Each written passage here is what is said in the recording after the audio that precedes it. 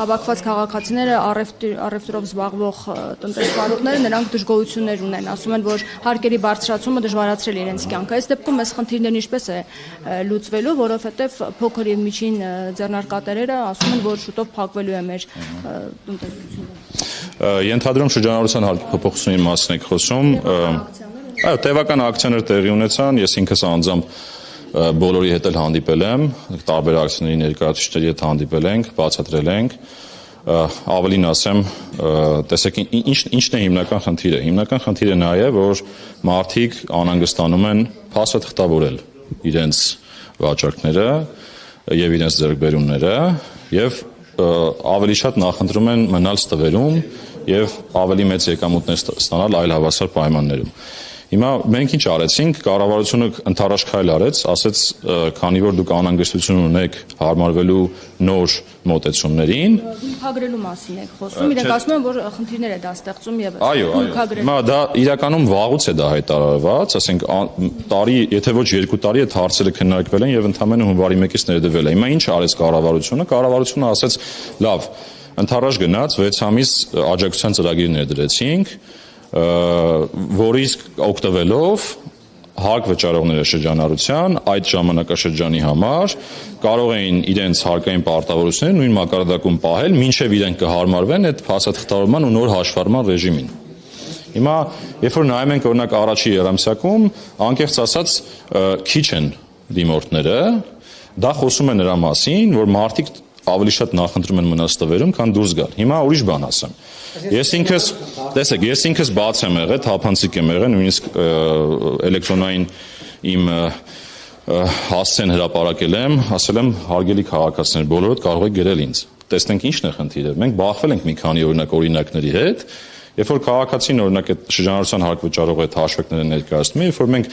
այդ թվերի հիման վրա նայում ենք, թե ինչ է իրականում տեղի ունենում, շատերը ուղղակի չեն հասկանում, որ օրինակ այս նույն համակարգի պայմաններում իրենց հարկը կարող է նույնիսկ նվազել։ Իսկ բարձրացումների դեպքում էլ շատ չնչին բարձրացումներ են։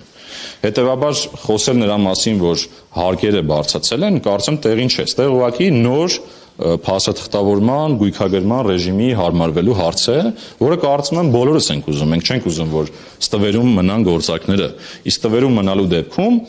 խոշորներն են տեղավորվում այդտեղ, մարդիկ են անդադ մնում այդ փոքր չափի գործունեության մեջ եւ իրենք հնարավորություն չեն ունենում աճելու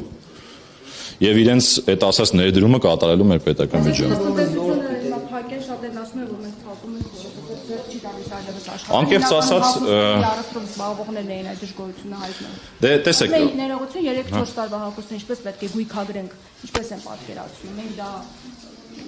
Մենք ձևերնել ենք, նույնիսկ ձևերնել ենք մշակել, հրապարակել ենք, բոլորին ծանուցել ենք էլեկտրոնային, բոլորի հետ անհատական աշխատանք ենք տանում, բողոքներ կան, բողոքներին պատասխանում ենք, բայց ամենահետաքրքիր բանը լսեք, այդ բողոքներից հետո, երբ որ նայում ենք վիճակագրությունը, զուտ առումով շրջանառության հարկի համակարգում տնտեսվարողների քանակը աճել է։ Հետևաբար այդ խոսակցություններն էլ են ավելի շատ նորից էլի ասեմ իմ ասած տրամաբանության մեջ, որ իրանք պետք է կարողանան հարմարվել այս նոր ռեժիմին հաստատավորման։ Պարոն Հակոբյան, նախկինում այս իշխանությունները ասում էին, ներկայացուցիչները ասում էին, որ հայտնի օլիգարխները կարակ են ներմուծում զուգարանի թղթի անվան տակ։ Հիմա նման մախինացիաներ արվում են, թե չեն արվում։ Կոնկրետ նմանատիպ իրավիճակի ես ինքս չեմ հանդիպել։ Իհարկե կան տնտեսվարող սուբյեկտներ, որոնք փորձում են այլ ապրանքների անվան տակ գրանցումներ անել, բայց դա էլ ունենք գործիքակազմ։ Մենք ունենք մաքսային վերահսկողության գործիքակազմեր, այդ թվում նույնիսկ եթե սահմանին ինչ-որ մի բան օրինակ չստացվի վերահսկել, որտեղ ռիսկի համակարգի աշխատում երբեմն լինում են օրինակ ավտոմատ բարձթողումներ, մենք նաև Հայաստանի ներսում հետ բարձթողումային վերահսկողություն ենք անում, նման դեպքերում վերանայել ենք տալի, համապատասխան դեպքերում էլ ակտավորումներ ենք իրականացնում։ Եվ պարոն Հակոբյան, բյուջեի քննարկման ժամանակ վարչապետը հայտարարեց, որ 50%-ով մեր քաղաքացիները ավելի լավ են ապրում 2018-ի համեմատ, անձամբ ձեր կյանքը 18-ի համեմատ բարելավել է, որովհետև մինչև այդ դուք եղել եք տնտեսագիտական համալսարանում դասախոս, հետո ֆիննախ եք տեղափոխվել, ավագ մասնագետ եք եղել եւ միանգամից դարձել եք պետնախագահ։ Նա ձեզ նկատի ունի եւ ձեր նման ովքեր են, որ այն 50% տոկոսով իրենց կյանքը բարելավել է ձեր կարգ։ Անկեղծ ասած նորից էլի պետական եկամուտների կոմիտեի շրջանակում չէ, պարզապես քանի որ լսել եմ եւ նաեւ մենք էլ ենք հետևում այդ ցուցանիշներին, տեսեք, խոսքը միջին աշխատավարձերի համեմատության մասին էր, ինչ որ վարչապետը հնչեցրել է, այո, երբ որ նայում ենք միջին աշխատավարձերին, աճեր կան, այսինքն միջին քաղաքացին Հայաստանի Հանրապետությունում բարելավել է իր կյանքը, եթե գնահատել օրինակ այդ անվանականից հանում ենք, այդ չափով բարելավում կա։ Դա դեռևս չի նշանակում որ բոլորի մոտ համաչափ է։ Դա ուղղակի ընդհանուր տենդենսն է այդպեսին։ Ու իրականում այո, բարեկեցության այդ առումով միջինում բարելավում կա։ Գնաճը ինչքան եք հանում կներեք։ Հիմա չափը ճիշտ ասած չափը չեմ հիշում 7-4%, մրգերը թանկացել են 13-4%, բանջարեղենը 29%։ Մի քանի տարվա մասին է խոսքը։ Հիմա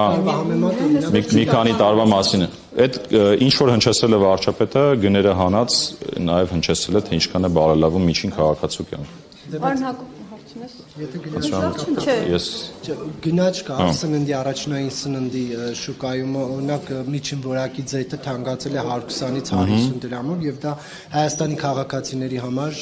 լրջագույն խնդիր է ավել վճարել։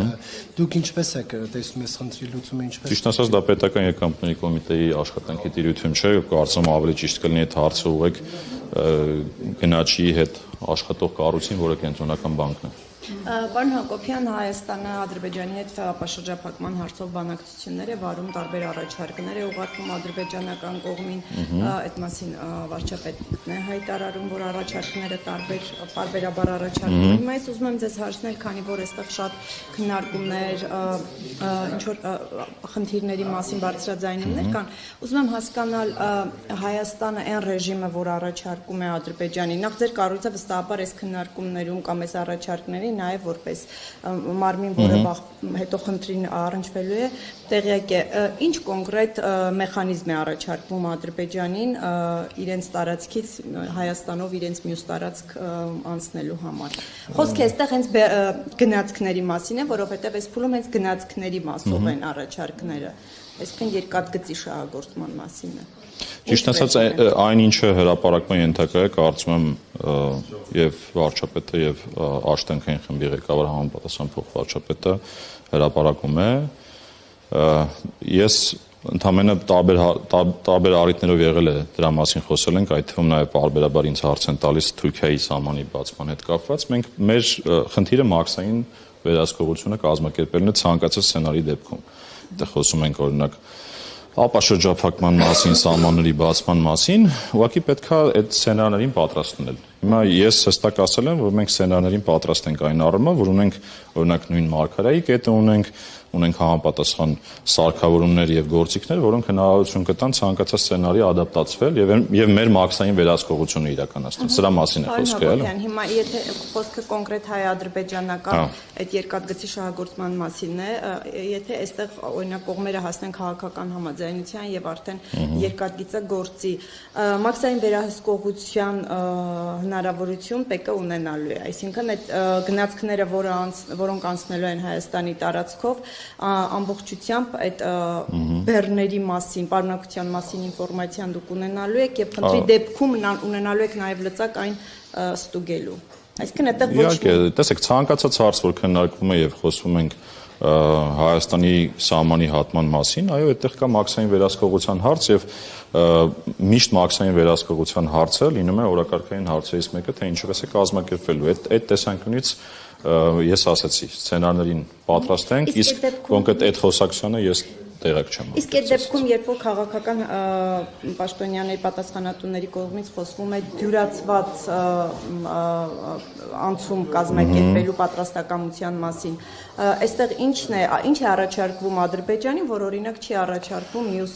անցումների դեպքում։ Ինչով է տարբերվելու սա։ Այդ դյուրացումը ինչ է նշանակում, Ես նշեցի, տեսեք, կան տարբեր քննարկումներ, որոնց արդյունքները ինստիտուցիոնալ ձևով հրապարակվում են համապատասխան աշտանքային խմբի ղեկավարության կողմից։ Երբ որ նման հրապարակումներ կլինեն, կլսեք։ Իսկ դյուրացում ասելով, եթե ընդհանրապես, տեսեք, եթե որպես որն է դրա պրակտիկան, հիմա էլ մենք կյանքում ունենք, ասենք մենք մեր կյանքում ունենք ռիսկերի համակարգ, որտեղ ավտոմատ կերպով ինչ որ ցուցիչներ ուսումնասիրելով մեր համակարգը ինչ որ ապրանքներ ուղարկում է կանաչ ուղի, ինչ որ ապրանքներ դեղին ուղի, ինչ որ ապրանքներ կարմիր ուղի։ Դրանք օրինակ կանաչ ուղի գնալը նշանակում է, որ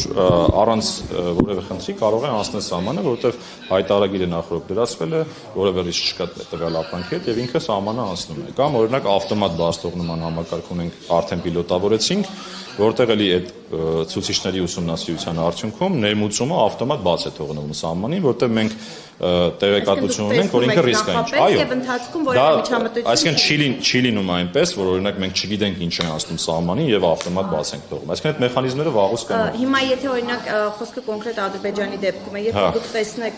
այն բեռը, որ անցնելու է, տեսնեք խնդիր, դուք հանգիստ կկարողանաք այդ բեռը ստուգել եւ թույլ տալ կամ թույլ չտալ։ Իհարկե, այսինքն մենք մեր վերահսկողությունը,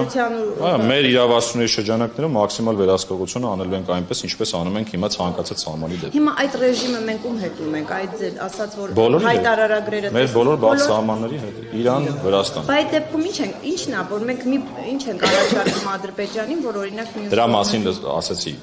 իմ տիրույթում չէ, դա արդեն ավելի շատ թե ինչ սցենար կքննարկվի եւ կհայտարարվի դրա մասին։ Թույլ տվեք Հակոբյանը ուզում եք հարցել վերջի հարցը ու գնանք։ Վրաստանում տեղի ունեցող արդյոք ձեր կարգավորման տիրույթում է թե ոչ բեռների արտահանման հետ կապված եւ ինչպես պետք է այդ խնդիրը լուծվի, որովհետեւ նաեւ դա ինչ որ առումով հարկային մուտքերի հետ կապված է խնդիր տալու շատ գործարաններ հիմա աշխատողներին ուղարկել են տուն, արտադրությունը դադարեցրել են, այդ հասկացաք ինչ եմ ասում։ Լավ նորություններ կան, որովհետեւ արդեն բեռները տեղաշարժվում են դեպի Ռուսաստան, արդեն վերջին օրերին սկսել է այդ process-ը, ոչ թե ինքը բազմակողմանի հարց է։ Այսինքն երբ որ մաքսային սահմանով անցնում է, ինչ որ տերմինալով վերահսկողություն են իրականացնում եւ եթե ինչ որ ապրանքի մեջ փորձակնություն անելու կարիք կա, հիմա փորձակնության մասին է, այսինքն Վրաստանի մեր գործընկերները փորձակնություն են իրականացնում եւ այդ փորձակնության արդյունքներով հասկանում են ինչ անեն, բայց լավ նորությունը նա է, որ արդեն հոսք կա։ Այսինքն ինքը ոչ թե ՊԵԿ-ի տիրույթի հարց է որպես այդպեսին, այլ ՊԵԿ-ին առնչվում է այնքանով, որ ինքը սահմաններ է հատում եւ մաքսային վերահսկողության շրջանակներով է անցնում։ Բայց եթե Վրաստանի տարածքում չի իրացվելու օրինակ այդ կոնյակը, ինչ կարիք կա ուսումնասիրել։ Ընդհանրապես տեսեք, սովորաբար տարանցիկ ռեժիմների դեպքում համեմատաբար մեղմ են լինում։ Ժամանակ առ ժամանակ տվյալ երկիրը իր հայեցողությամբ որոշում է ինչ որ փորձակնություններ անել։ Հիմա այս պահին այդ իրավիճակում ենք։ Շնորհակալություն։